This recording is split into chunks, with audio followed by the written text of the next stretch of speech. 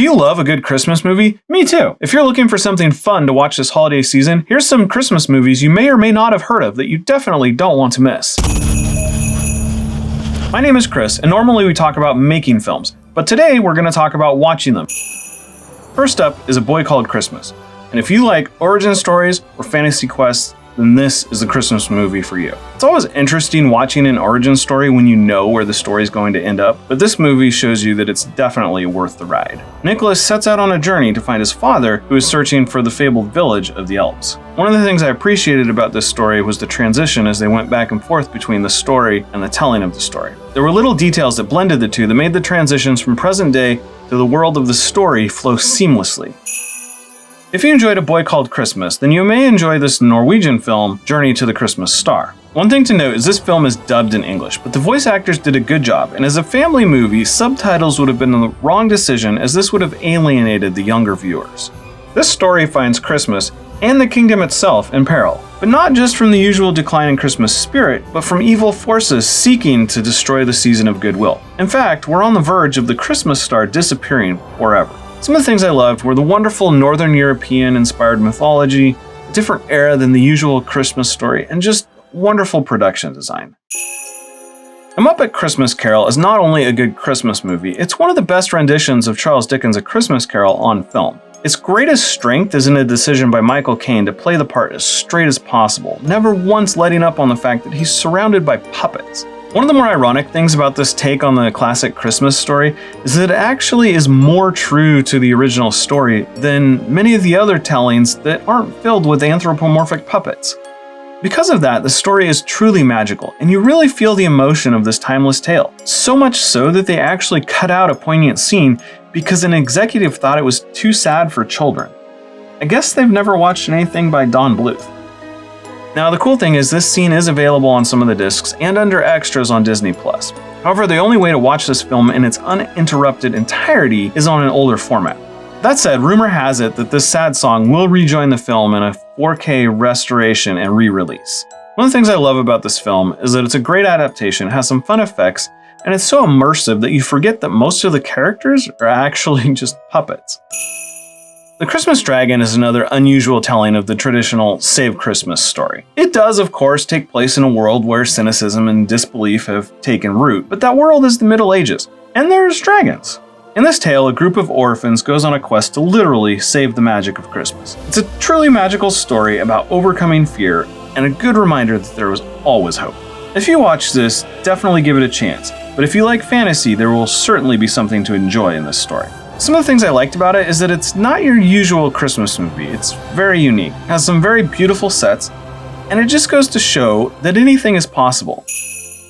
Klaus is a lovingly crafted animated story and is another origin tale for our favorite Christmas protagonist, Santa Claus. As stunning as the animation is, even greater is the heart of this beautiful story. This is another Santa Claus origin story with a very unique take. The worst postman gets sent to the unhappiest town and ends up befriending a toy maker, all while trying to change the hearts of an entirely grumpy town. The animation in this film is stunning, especially the lighting. It is a traditionally animated film with special attention paid to the lighting to give it more depth and volume. And it's a good origin story filled with heart. Fat Man is not a family film, but if Die Hard is your sort of Christmas movie, then you'll find a lot to love about this gritty tale. In fact, it's a bit like Die Hard meets Home Alone, except that Santa is down on his luck and is hired by the US military so he can get the money to financially save the farm. Then a spoiled brat who got coal for Christmas hires a hitman to take him out, so he has to literally save the farm as well. For whatever reason, I really enjoyed the way they depicted the titular holiday hero. Some depictions of Santa feel like they're larger than life, but this story feels like it could actually happen. Well, at least the Santa part of it. Some of the things I loved about it is that it's a fantasy grounded in reality. And the production design and telling of the story made you feel that it's actually possible. Keep in mind, this movie isn't for kids, but that might actually make it perfect for you. I'm pretty sure Prancer is the first Christmas movie I ever saw in the theater. What's unique about this story is that it features a world where Santa Claus exists in reality, or so we think. But he's not part of the story. A young girl discovers a wounded reindeer, and believing him to be one of Santa, she tries to nurse him back to health in time for Christmas. The first thing you'll notice is that it definitely feels like a movie that was made when it was made in the late 80s. It's not the slick, perfect image that we're all used to these days, and that's part of what gives it a wonderful charm. It's a lovely story about belief, and it is perhaps the movie that has the power to make you believe the most, while showing you the least. After all, seeing isn't always believing. Some of the things I love about it is that it's a magical story that wasn't limited by the tools of the time. And while show don't tell is the filmmaker's mantra, this goes to show that oftentimes you don't even have to show anything for it to be truly magical. At only a half hour, Robin Robin is a short film, but it's a great story for the kids. Kids of all ages, really. In a nutshell, the title character, a young bird, is adopted by a family of mice and tries her best to fit in and be just like them. But as you can imagine, an exuberant, feathered youngster has a hard time sneaking around the neighborhood with her quiet mouse family to find food. This is a stop-motion film from Aardman, the creators of Shaun the Sheep and Wallace and Gromit. As such, it's a very beautiful story, both thematically and artistically. It's as much about celebrating the holiday as it is about what makes us, well, us. And it goes to show that fitting in is not the same thing as belonging. Of course, I love the beautiful stop motion and the wonderful practical techniques, but this short story goes to show that you don't need a feature-length runtime to pack in a story full of heart.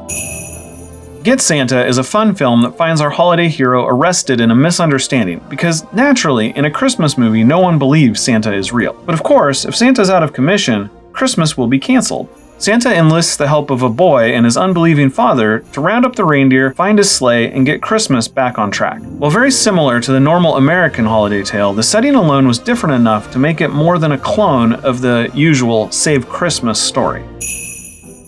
I saw the Nutcracker Ballet on stage as a kid, but I honestly don't remember the story, so I can't tell you how true to the original this is or not.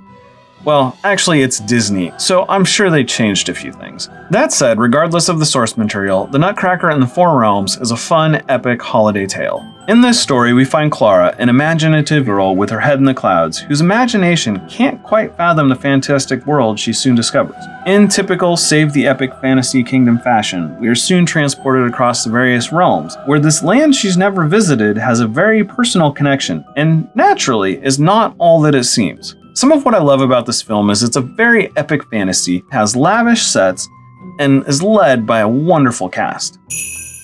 Fred Claus features the stereotypical dysfunctional family with a history of fighting because they just can't see eye to eye. Did I mention that it's Santa and his brother Fred at the heart of this family feud? Fred, who does not embody the holiday spirit, must overcome his selfish ways and help his brother Nick, because naturally, Christmas is in danger of being canceled. This film is definitely a different take on the whole traditional Christmas movie, showing us that even Santa himself is not above a little naughtiness. Some of what I loved about this movie is that it's a new setting for the troubled family dynamic and it has a good balance between the mythic and the modern. Now this one isn't a single film, but rather all the classic Christmas stories. Rudolph the Red-Nosed Reindeer, Charlie Brown Christmas, How the Grinch Stole Christmas, and all the rest.